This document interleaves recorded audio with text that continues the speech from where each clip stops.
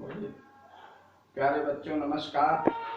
अभी तक आपने हमारे वीडियो में अलैंगिक जनन, कायिक जनन, ऊतक संवर्धन या सूक्ष्म संवर्धन, माइक्रो प्रोपोगेशन के बारे में जानकारी प्राप्त की थी। उसके बाद उनके लाभ हानि, उनके गुण दोषों पर चर्चा हुई थी। इस लेक्चर में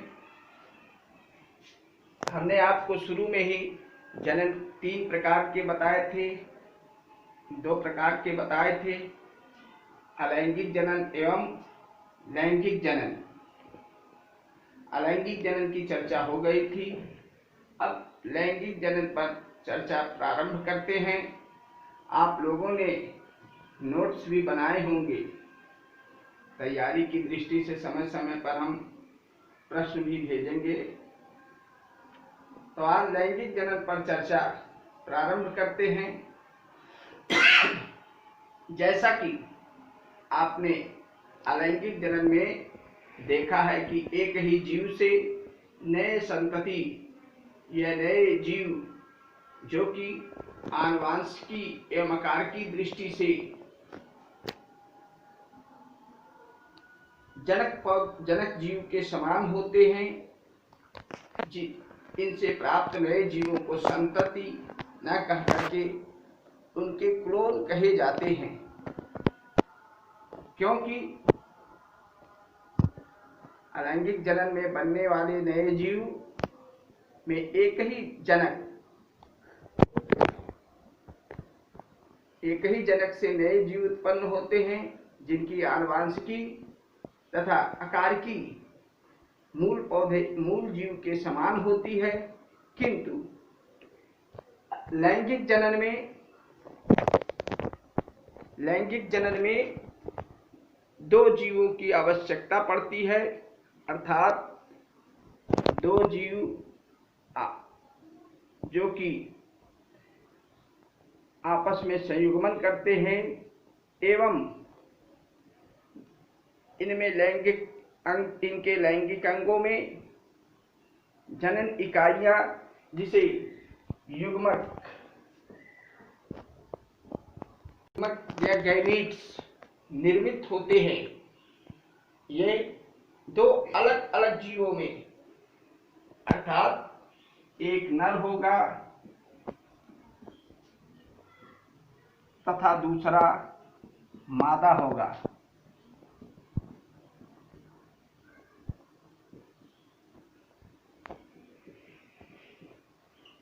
दोनों के जनन अंगों में ये जनन इकाई या गैमीट्स जो कि अगुणित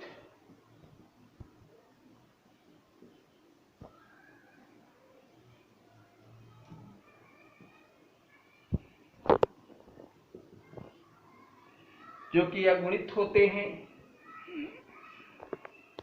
आपस में मिलकर द्विगुणित युग्मनज का निर्माण करते हैं।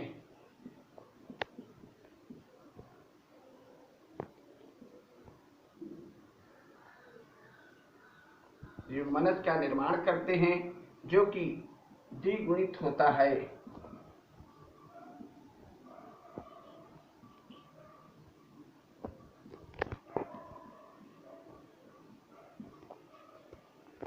आपके एनसीईआरटी की पुस्तक में विभिन्न जीवों के अगुणित तथा द्विगुणित गुणसूत्रों की सूची बनी हुई है, उसको आप भरेंगे। जैसे मनुष्य में गुणसूत्र 46 होते हैं, जिसमें 23 माता से तथा 23 पिता से प्राप्त होते हैं। इस प्रकार जो नए संतति बनते हैं उनके प्रत्येक कोशिकाओं में 46 गुणसूत्र होता है। लैंगिक जनन की प्रक्रिया में जनन अंगों के विशेष कोशिकाओं में अर्धसूत्री विभाजन के फलस्वरूप अगुणित युग्मक, जिन्हें क्रमशः शुक्राणु तथा मादा में अंडाणु, ये जंतुओं के संदर्भ में, जबकि वनस्पतियों के संदर्भ में इन्हें परागकण एवं अंडे कहते हैं। ये आपस में संयुग्मित होते हैं, जिससे द्विगुणित युग्मनज का निर्माण होता है। नए बनने वाली संतति जिसमें दोनों के गुण समाहित होते हैं, जिसके फलस्वरूप संतति एक जनक के संततियों में अंतर दिखलाई पड़ता है। इस प्रकार जनन की वह प्रक्रिया जिसमें दो जीव आपस में मिलकर एक नए जीव का निर्माण करते हैं, उस प्रक्रिया को ही लैंगिक जनन कहते हैं। लैंगिकता के आधार पर जीव दो प्रकार के होते हैं, एक लिंगी जीव तथा द्विलिंगी जीव। एक लिंगी जीव वैसे वे जीव जिनमें एक ही लिंग अर्थात नर अथवा मादा कोई एक जनन अंग उपस्थित होता है, ऐसे जीवों को एक लिंगी जीव कहते हैं। जैसे आदमी, कुत्ता, बिल्ली, बंदर, शेर, इसके अलावा पपीता, जिनमें एक ही लिंग नर अथवा मादा में से कोई एक उपस्थित होता है। जैसे हमने आपको उदाहरण बताया, मनुष्य, कुत्ता, बिल्ली, शेर, बकरी, बकरा, ये सब एक ही लिंग को रखते हैं। वनस्पतियों में पपीता, खजूर यूनिसेक्सुअल या एक लिंगी माने होते हैं, जबकि दूसरा द्विलिंगी जीव वे जीव जिनमें दोनों लिंग नर तथा मादा दोनों लिंग एक ही जीव में होता है, उसे हम द्विलिंगी कहते हैं। जैसे स्पंज,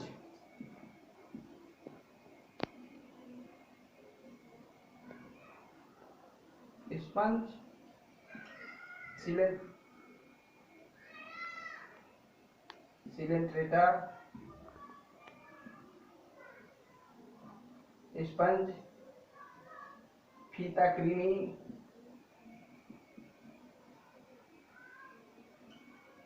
केचुआ, जोंक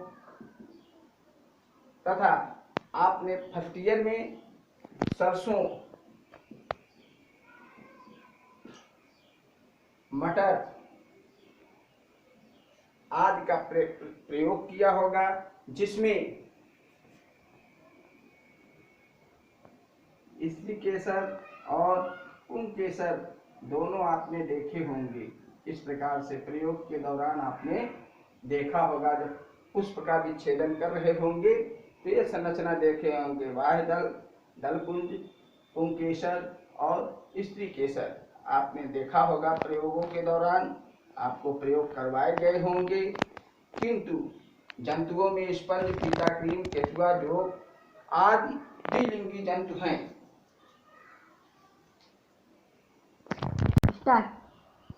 कौकों में जब एक लिंग पाया जाता है, इनके लिए समथैलेसी,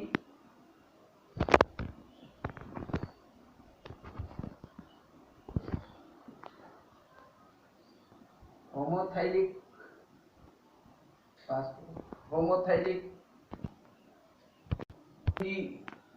द्विलिंगी के लिए होमोथैलिक, जबकि एक लिंगी के लिए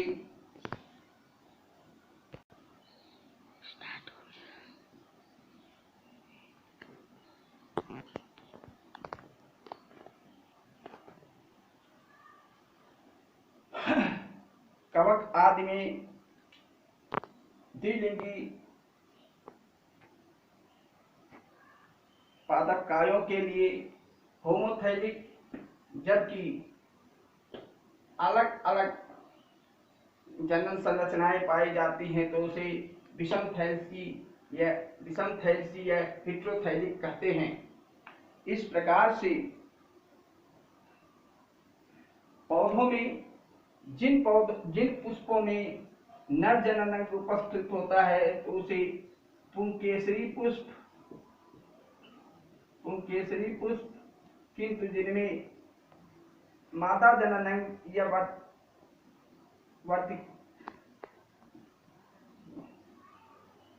जायांग उपस्थित होता है उसे जायांगधारी पुष्प कहते हैं।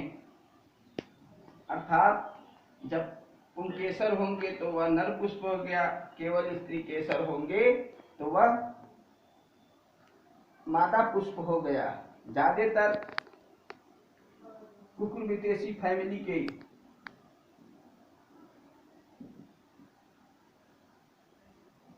या सब्जी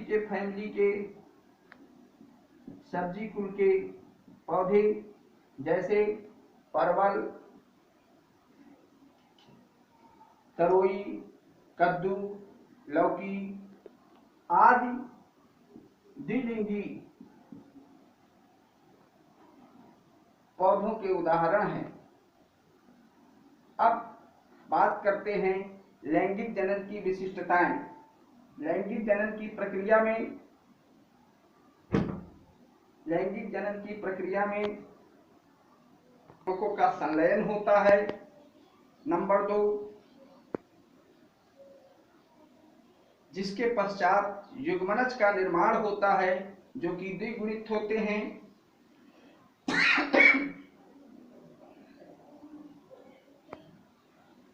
इस युग्मनज से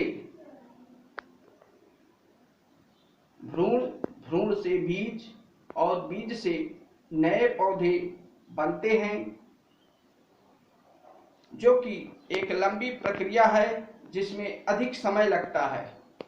बनने वाली संतति आपस में समरूप नहीं होती, अर्थात जितनी भी संतति प्राप्त होंगी कुछ न कुछ विभिन्नताएं अवश्य होंगी। नंबर 4, संततियों में आनुवांशिक तथा आकार की भिन्नताएं देखी जाती हैं।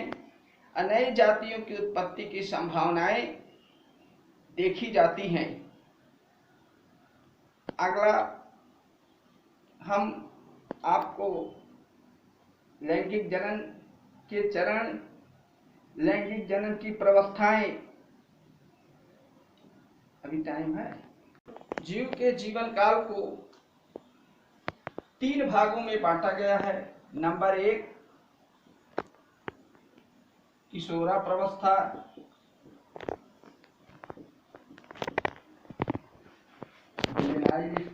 स्टेज,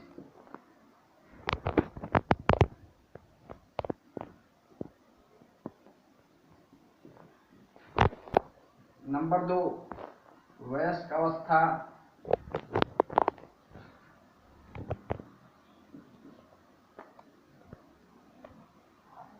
पादपों में इसे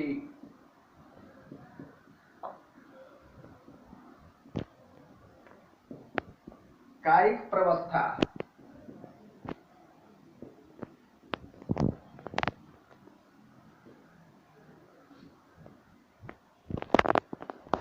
तीसरी प्रवस्था जीर्णावस्था,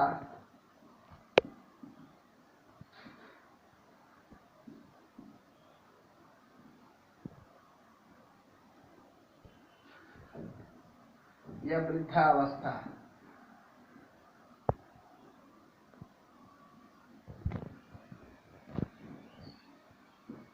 किशोरावस्था वह प्रवस्था है जबकि जीव के शरीर में वृद्धि एवं विकास होता है तथा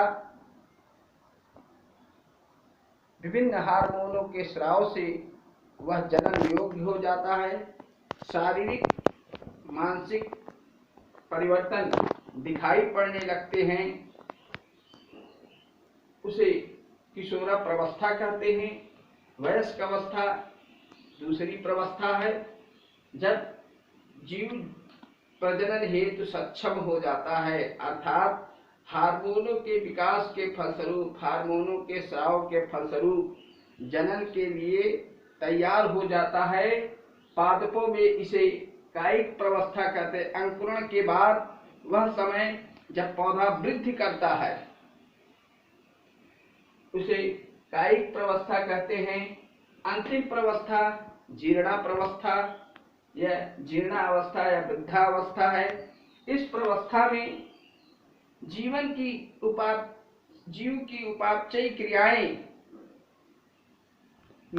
उपापचय क्रियाओं में अपचय क्रियाएं तीव्र हो जाती हैं। शरीर में कोशिकाओं का निर्माण बाधित हो जाता है।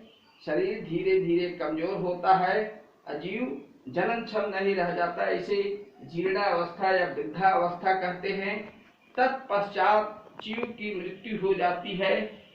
तो लैंगिक जनन के लिए अनुकूल समय वयस्क प्रावस्था या एडल्ट स्टेज ही होती है, एडल्ट फेज ही होती है।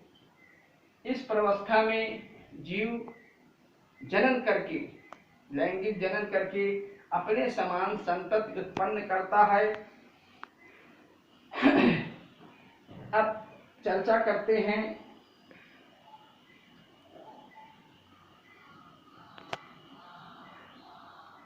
जनन के जीव। इसके आगे की चर्चा जनन के चरण एवं जनन की अवधि के आधार पर जीवों का वर्गीकरण हम अगले बार आपसे आपके समक्ष उपस्थित होकर अपनी बात रखूंगा। धन्यवाद, नमस्कार। स्वस्थ रहें, आप लोग प्रसन्न रहें, अपना बचाव करते हुए किताबों में जुड़े रहिए, जिससे कि समय ठीक होने पर हम पुनः मिलें। धन्यवाद।